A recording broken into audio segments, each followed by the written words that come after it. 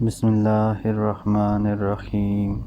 شروع کرتا ہوں اللہ تعالیٰ کے نام کے ساتھ جو بڑا مہربان نہایت رحم کرنے والا ہے۔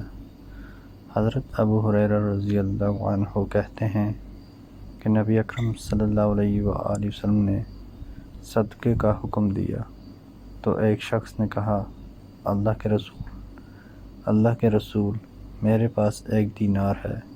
آپ صلی اللہ علیہ وآلہ وسلم نے فرمایا، اسے اپنے کام میں لے آؤ۔ تو اس نے کہا، میرے پاس ایک اور ہے۔ آپ صلی اللہ علیہ وآلہ وسلم نے فرمایا، اسے اپنے بیٹے کو دے دو۔ اس نے کہا، میرے پاس ایک اور ہے۔ آپ صلی اللہ علیہ وآلہ وسلم نے فرمایا، اسے اپنی بیوی کو دے دو۔ اس نے کہا، میرے پاس ایک اور ہے۔ آپ صلی اللہ علیہ وآلہ وسلم نے فرمایا، اسے اپنے خادم کو دے دو۔ اس نے کہا، میرے پاس ایک اور ہے۔ آپ صلی اللہ علیہ وآلہ وسلم نے فرمایا، اب تم زیادہ بہتر جانتے ہو کہ کسے دیا جائے۔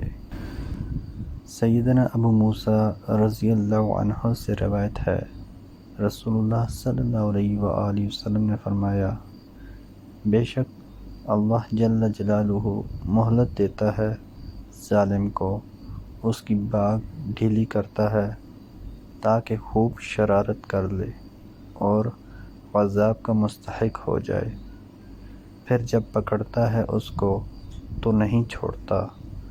بعد اس کے آپ صلی اللہ علیہ وآلہ وسلم نے یہ آیت پڑھی، وَكَذَلِكَ أَخْذُ رَبِّكَ إِذَا أَخَذَ الْقُرَىٰ وَهِيَ ظَالِمَةٌ إِنَّ أَخْذَهُ عَلِيمٌ شَدِيدٌ۔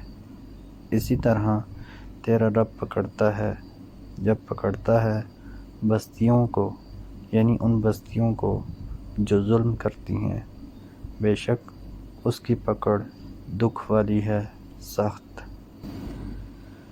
حضرت عبداللہ بن عمر رضی اللہ عنہما کہتے ہیں کہ رسول اللہ صلی اللہ علیہ وآلہ وسلم نے فرمایا، آدمی کے گنہگار ہونے کے لیے یہ کافی ہے کہ وہ ان لوگوں کو جن کے اخراجات کی ذمہ داری اس کے اوپر ہے ضائع کر دے۔